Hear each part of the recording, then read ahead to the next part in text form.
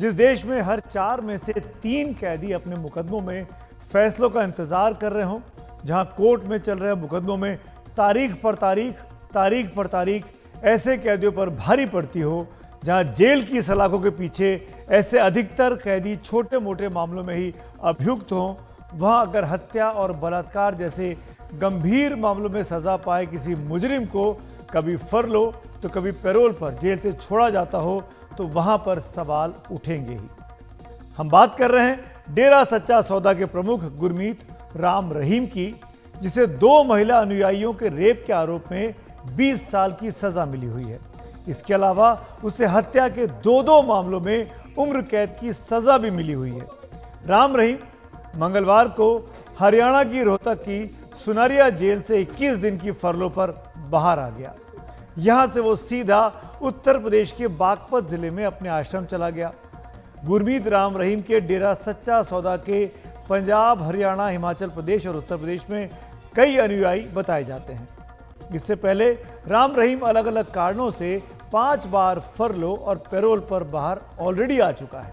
इनमें से एक बार भी उसे अपनी मां की बीमारी की वजह से अपील की थी। सच्चा सौदा के इस प्रमुख को इतनी जल्दी पैरोल और फरलो मिलने पर कई बार सवाल खड़े होते हैं।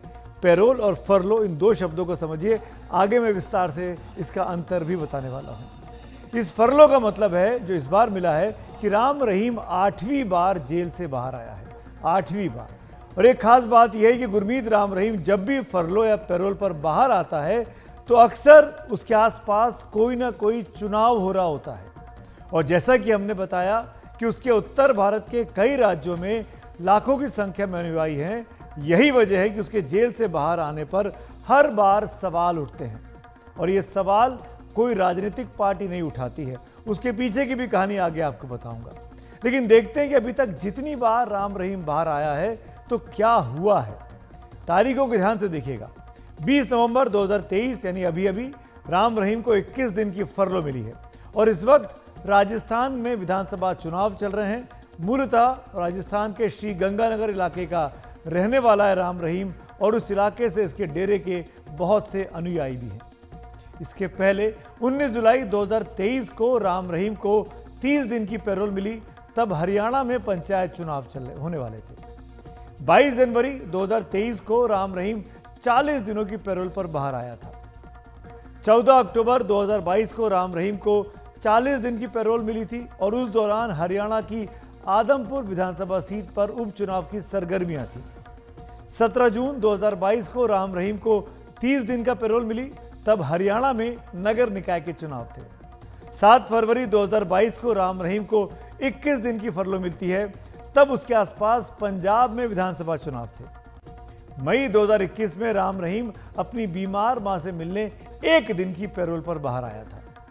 अक्टूबर 2020 में राम रहीम को अपनी बीमार मां से मिलने के लिए 1 दिन की पैरोल मिली, तब भी हरियाणा की बड़ौदा विधानसभा सीट पर उपचुनाव थे। गुरमीत राम रहीम अगस्त 2017 से हरियाणा में रोहतक की सुनारिया जेल में बंद है। अगस्त 2017 से करीब 6 साल से ऊपर का वक्त हो चुका है। उसे 3 बार बेहद गंभीर मामलों में दोषी भी ठहराया जा चुका है। वो मामले भी आपको बता देते हैं। 25 अगस्त 2017 को उसे पंचकुला की विशेष सीबीआई कोर्ट ने 2 महिला अनुयायियों के बलात्कार के केस में 20 साल जेल की सजा सुनाई थी। इसके बाद 17 जनवरी 2019 को उसे सीबीआई कोर्ट ने एक पत्रकार रामचंद्र प्रजापति की 2002 में हुई हत्या के मामले में उम्र कैद की सजा सुनाई है। सजा याफ्ता है, सजा काट रहा है। इसके बाद 18 अक्टूबर 2021 में डेरा के पूर्व मैनेजर रंजीत सिंह की हत्या के केस में भी राम रहीम को विशेष सीबीआई कोर्ट ने उम्र कैद की सजा सुनाई थी। इतने गंभीर मामलों में आरोपी होने के बावजूद गुरमीत राम रहीम को पैरोल या फरलो मिलने पर सवाल उठ रहे हैं। शिरोमणि गुरुद्वारा प्रबंधक कमेटी के अध्यक्ष हरजिंदर सिंह धामी ने आरोप लगाया है कि गुरमीत राम रहीम के गंभीर अपराधों के बावजूद उसे लेकर सरकार बार बार उदार दिखती है, और इससे सिख समुदाय में अविश्वास का माहौल बन रहा है। सरकार के राजनीतिक हितों के आगे राम रहीम के गंभीर अपराधों को नजरअंदाज किया जा रहा है, जो देश के हित में नहीं है। इससे पहले गुरमीत राम रहीम को पैरोल के खिलाफ एसजीपीसी की एक याचिका पर इसी साल मार्च में पंजाब सरकार ने भी पंजाब और हरियाणा हाईकोर्ट के सामने ये मुद्दा उठाया था और कहा था कि डेरा सच्चा सौदा के प्रमुख गुरमीत राम रहीम को अक्सर पैरोल या फरलो मिलना राज्य में कानून व्यवस्था के लिए चुनौती बन सकता है।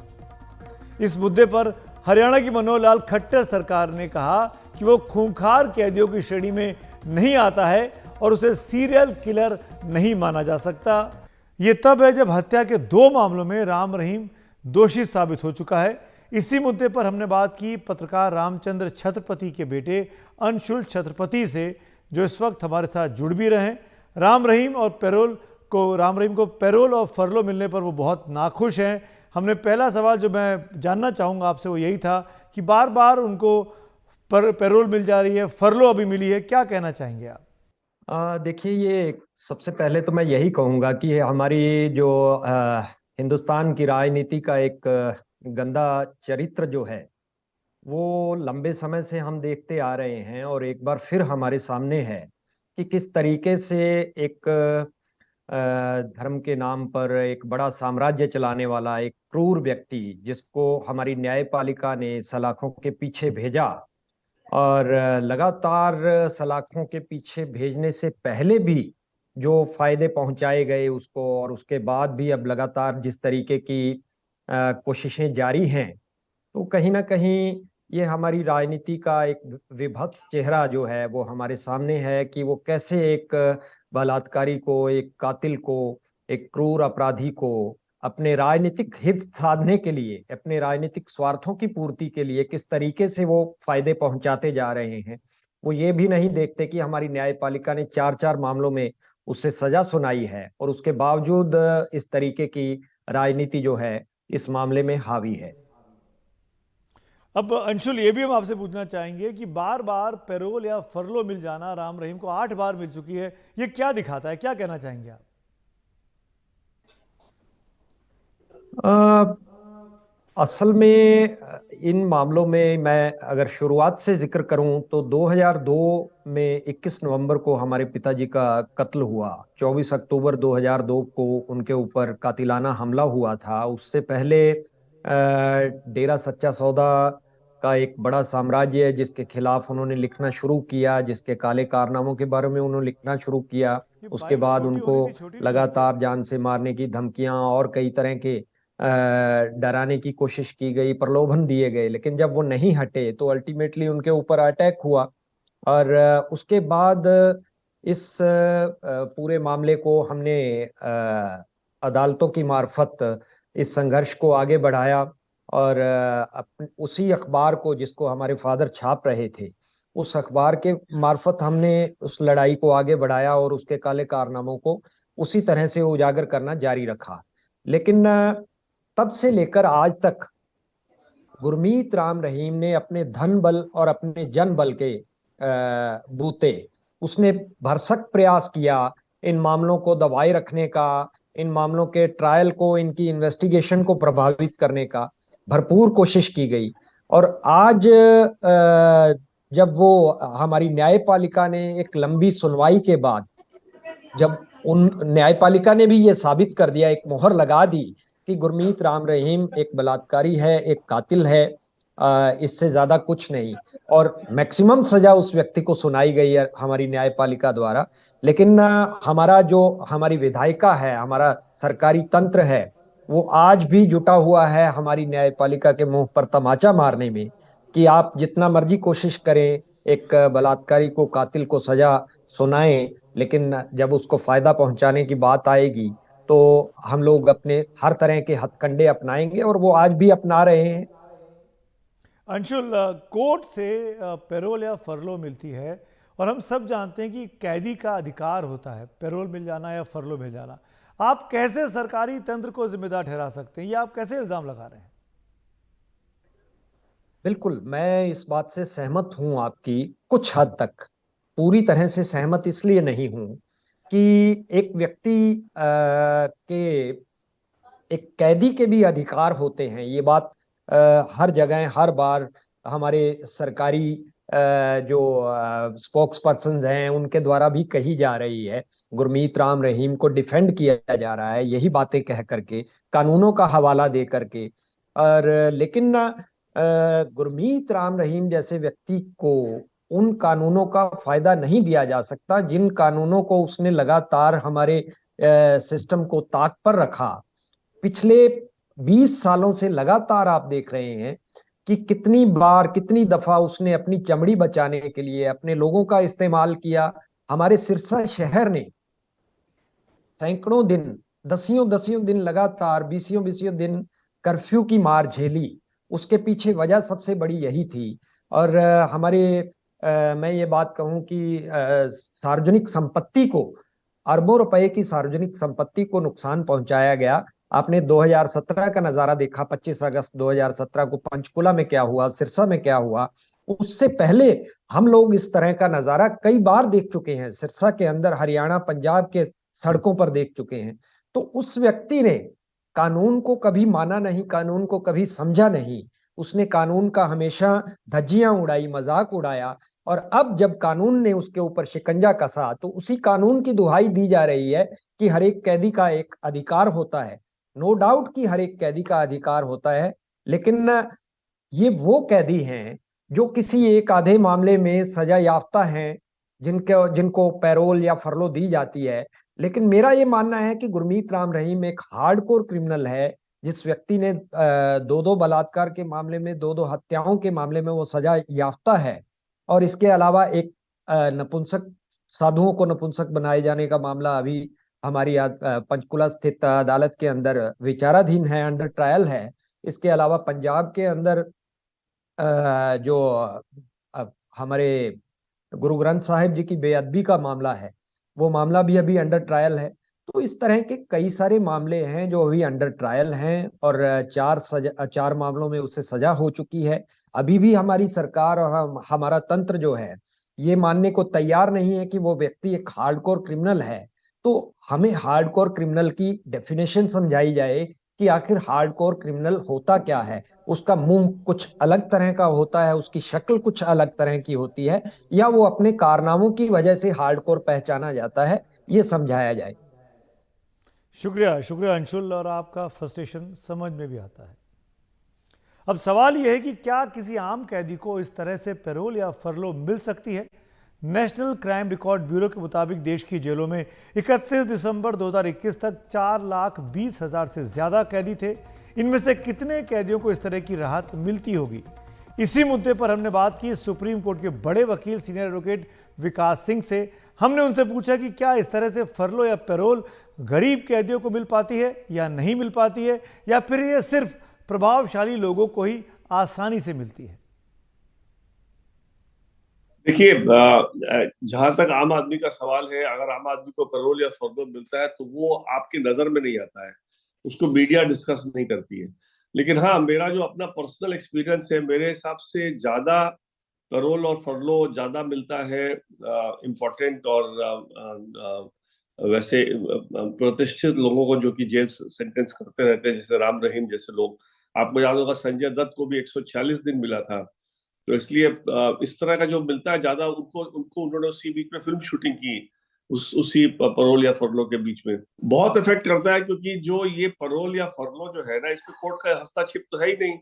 इसलिए जिसको सरकार में जिसकी पहुंच है, जो सरकार में जो जिसकी जान पहचान है, वही उसी को मिल पाता है। और इसलिए ये जो है वो सिर्फ बड़े आदमी को मिलके रह जाता है। आम आदमी सरकार में किसी के पास पहुंच नहीं पाता जो उसको पहचानता हो और जो उसके उसके अधिकार को समझने के लिए तैयार हो।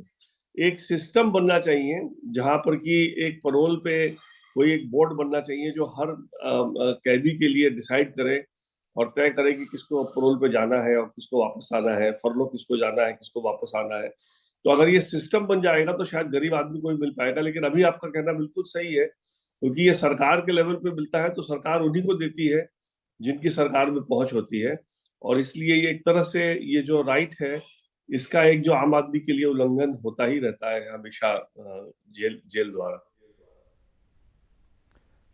क्योंकि जेल से रिहाई चाहे पैरोल में मिले चाहे फरलो में मिले, वो वहाँ की राज्य सरकार के अधीन में होता है, वहाँ की पुलिस तय करती है, वहाँ का जेलर तय करता है।